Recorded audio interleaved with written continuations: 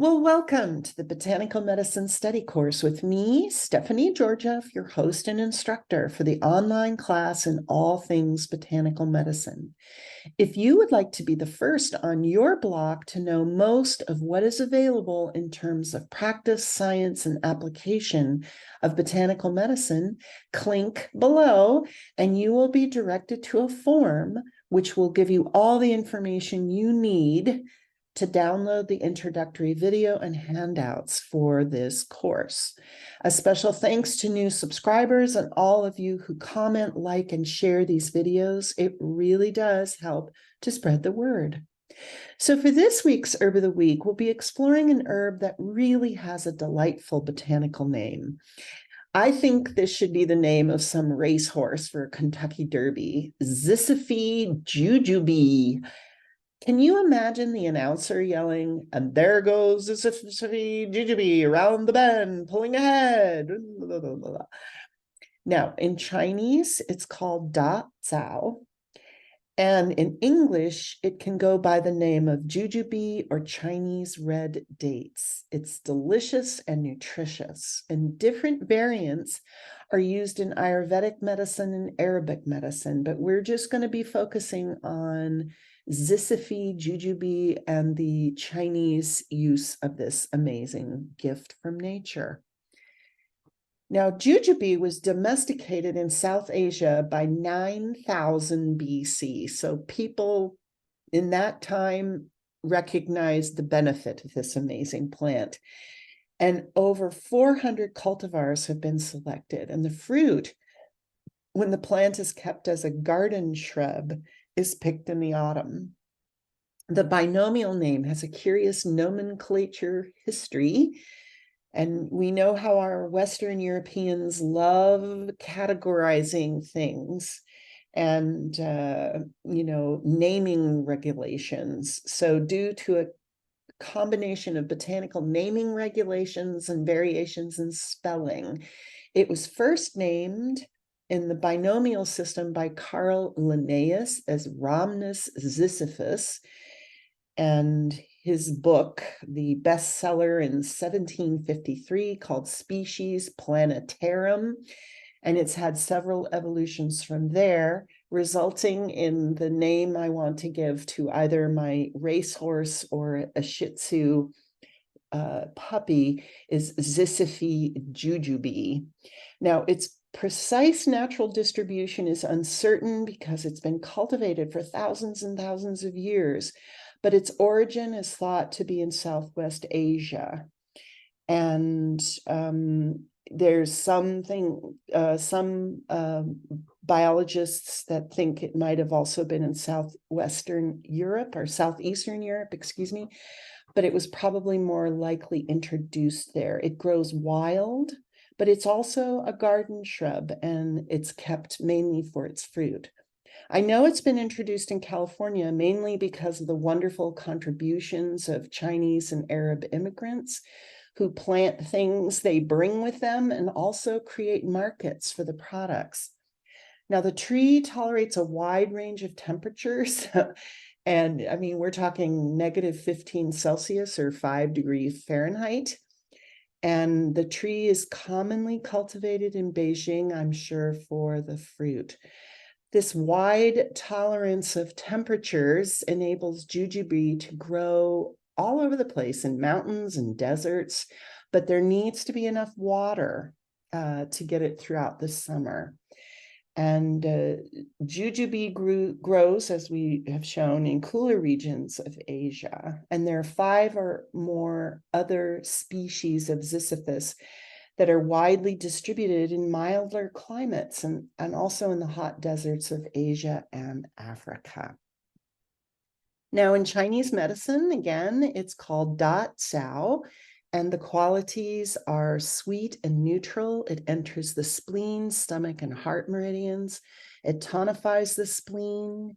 And sorry for the spelling mistake there. It's augments. It's what's spelled, autocorrect never is my friend, because I always have interesting ways of saying things because of my orientation towards life.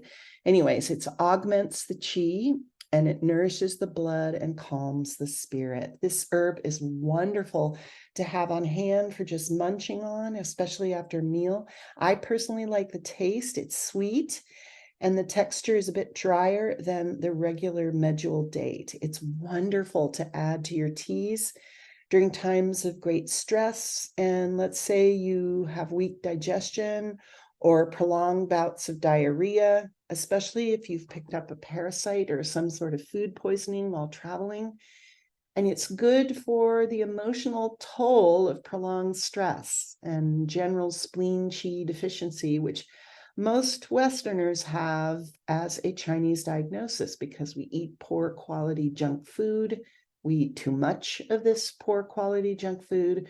We don't get enough sleep, and we worry constantly. And Da Cao has the dual usage of food and medicine is indicated for poor appetite with emaciation.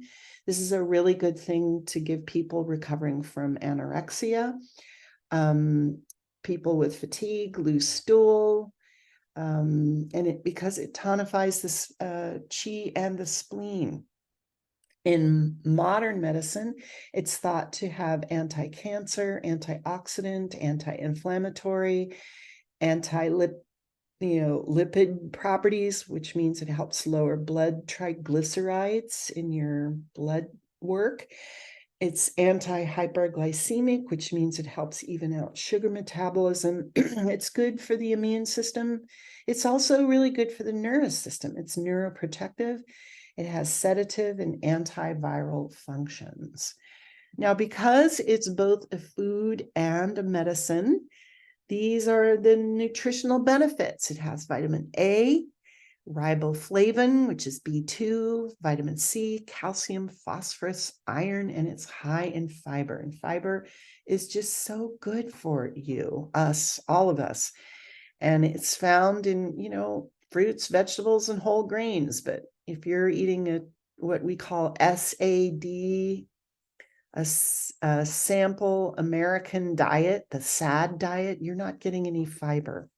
So these are good things to add to your diet.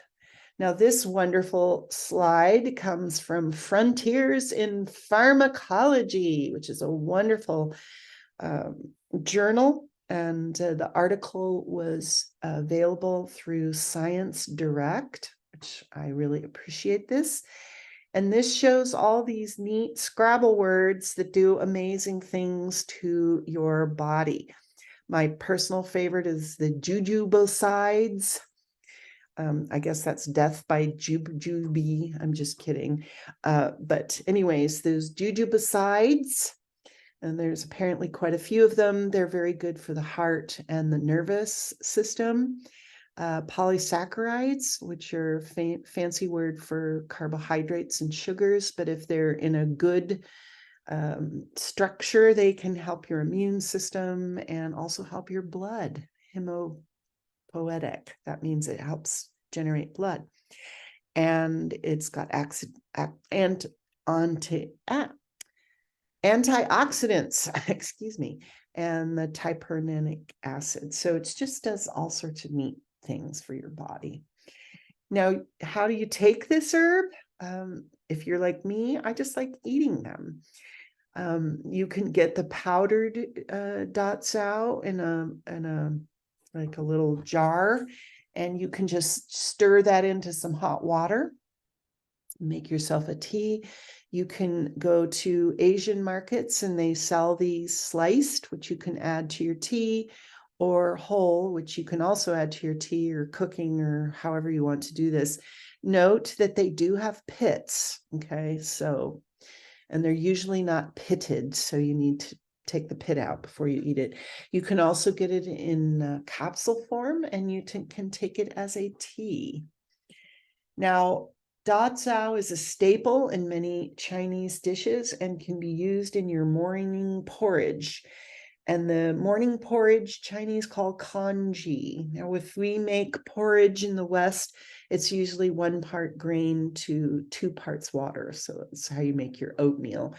But in Chinese, They do 1 part grain to 5 part water, and they cook it forever. And so I make mine in a crock pot, and you can throw datsao in there with your whatever grain you want to use in your congee. And it's really nice in soups, and it can also be used for cooking poultry. You can also make a jam with the pitted fruits and use that as you would any sort of jam. I really like eating them by themselves, and I've also put them pitted in smoothies to sweeten my smoothies up and also to add fiber. And there's a link in the program notes for some really nice recipes. Now, jujube trees can grow in a wide range of soil types, pH ranges, and climates, but good drainage is required. And once the trees are established, if you're putting them in your garden, they can be very drought tolerant, but for good yields, if you're growing these for fruits, you need to make sure they have access to good water. And I know many of you are not familiar with either Chinese or Asian cooking or traditional Chinese medicine. And for you, jujube or datsao is quite exotic, but I hope you come to appreciate something from an ancient culture that is nutritious, delicious, and very healing. It's also a wonderful addition to your garden, either indoors or out. So this is Stephanie Georgia saying thanks for spending your valuable time with me. Click below if you would like more information for the online course to get that free introductory lesson and handouts. And also there's links there on how to grow jujube and how to cook with jujube. And until next time, be well.